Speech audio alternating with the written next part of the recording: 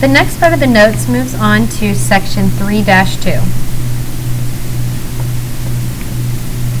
In 3-2, you're going to solve using substitution and linear combination, which is also called elimination.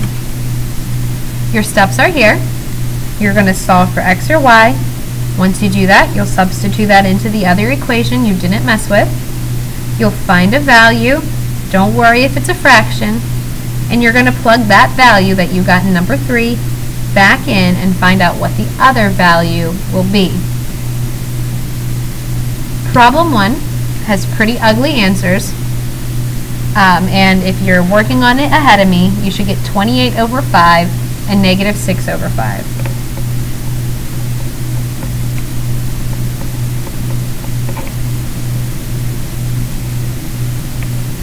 Looking at both of these equations and the step from above, I can see that the second equation would be much easier to solve for because y has a coefficient of 1. Always find the equation, if possible, that has a coefficient of 1. So I'm going to follow step 1, and it says follow for either x or y. Solve for either x or y.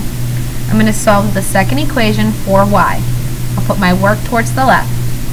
I'm going to get y equals negative 2x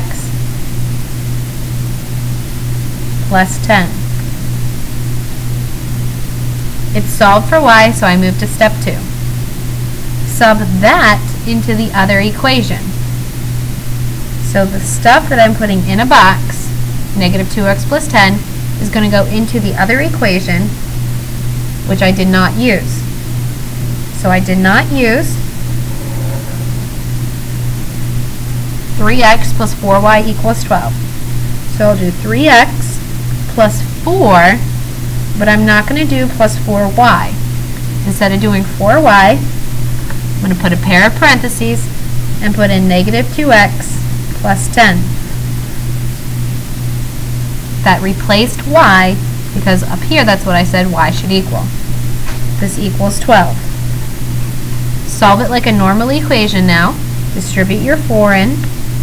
So 3x plus a negative 8x plus 40 equals 12. Combine your like terms. Negative 5x plus 40 equals 12.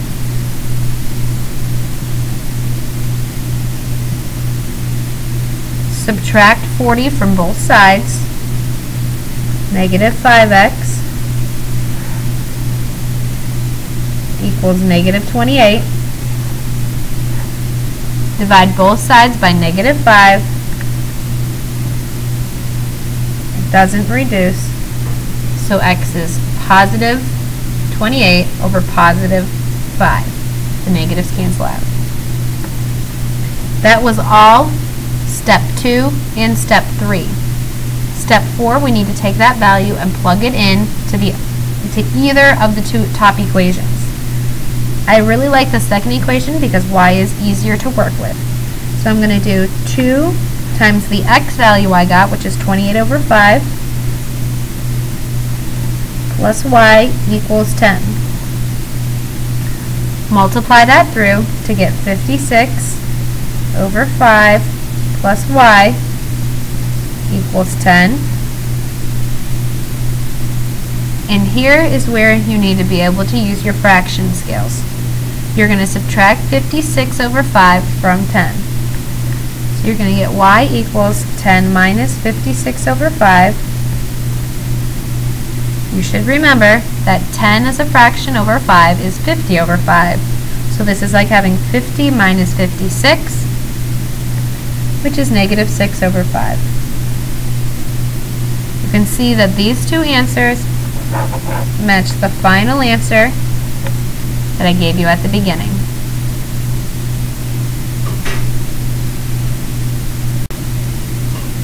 In the next problem, we'll practice using substitution one more time. In both equations, neither x nor y has a coefficient of 1. If that's the case, just pick an equation and run with it. I'm going to pick the second equation and I'm going to eye up x. The reason I'm going to eye up x is because I know that after I divide by my 2, that 4 won't be a fraction anymore. It really doesn't make a difference at this point in time because they're both really ugly. I'm going to start my work on the left, solving for x. So 2x equals positive 3y minus 4. Divide by 2. X is 3 over 2y minus 2. Put that in a box. Since I already used this equation with the star, the negative 3y plus 2x equals negative 4, I'll plug that into the second equation. So 4, instead of 4x, this is the value that's going in for x. So I'm going to do 4 times the quantity, 3 over 2y minus 2. Then plus 5y equals 18. So we continue the rest of the problem out, but instead of x, we put in the quantity that we had. Distribute 4 in. So I know that this turns into 12 over 2, which is 6y minus 8, because 4 times 2 is 8. Plus 5y equals 18. Combine your like terms. 11y, add 8, equals 26.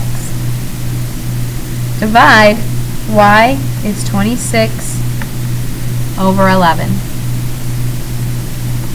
If you're following the steps from above, we have done step 1, step 2, and step 3. We move on to step 4, and we plug the value we just got back in. We plug the value we just got back into the equation either equation we want. Both of them are going to end up being ugly, so I'm going to take 26 over 11 and plug it into the one that has the most positives. So we'll do 4x plus 5 times 26 over 11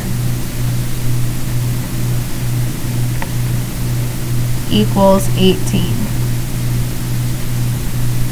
We'll have to multiply by 5, so we get 4x plus 26 times 5, which is 130 over 11 equals 18.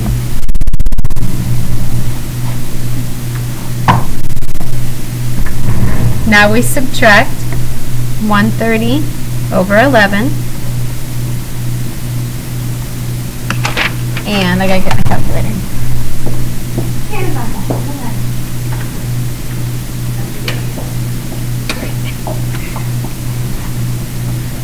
Okay, 18 minus 130 over 11 is 68 over 11. Divide by 4 is the same as multiplying by 1/4.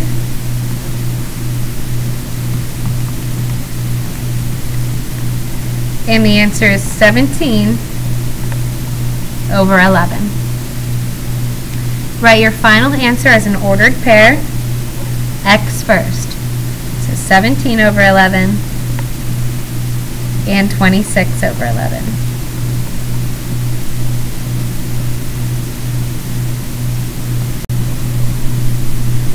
The last way to solve linear systems equations is by linear combination, also known as the addition/subtraction method, also called elimination.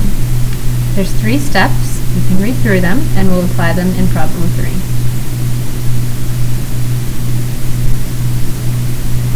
With linear combination and substitution, linear combination or addition/subtraction, you need to make sure that either the x's or the y's cancel out.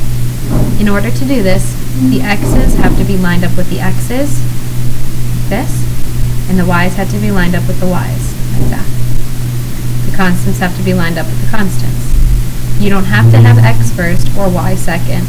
You can flip-flop them as long as the 2 equations have them in the same spot. In the problem 3, you will notice that if you add them vertically, the x's will cancel out. So 4x and negative 4x make 0x, so I don't need to write anything here. Positive 2y and positive 3y add to be 5y. 9 and 16 make 25. Now you can solve for y. Divide each side by 5. Y is 5. Once you get one answer, you're going to take this and plug it into one of the other equations from the top. I'll plug it into the top. So I get 4x plus 2 times 5, we plugged it in for y, equals 9. Solve it like a normal algebra problem.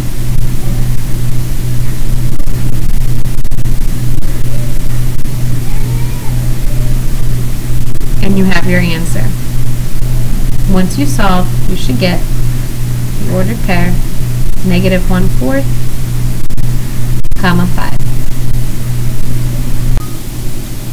In the next problem, in problem 3, got it, you need to make sure that when solving by elimination, you set the equations up one on top of the other.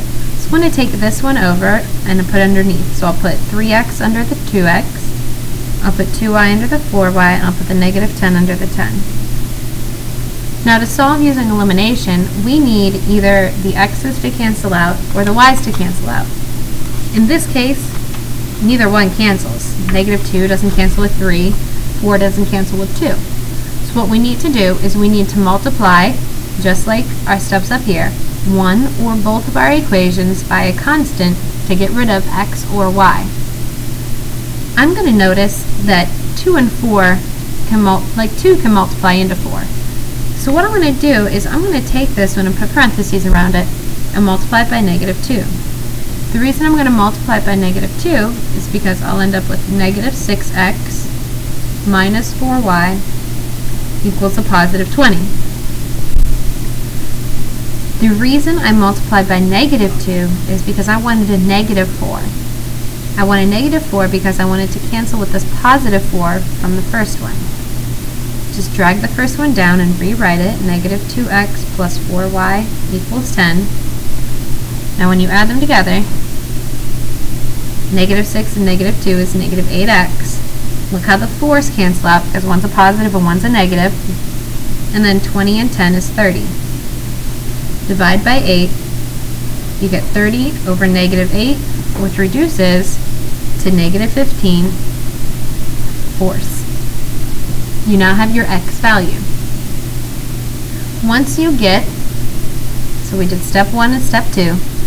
Once you get step 3, you need to sub that back in to find a missing variable.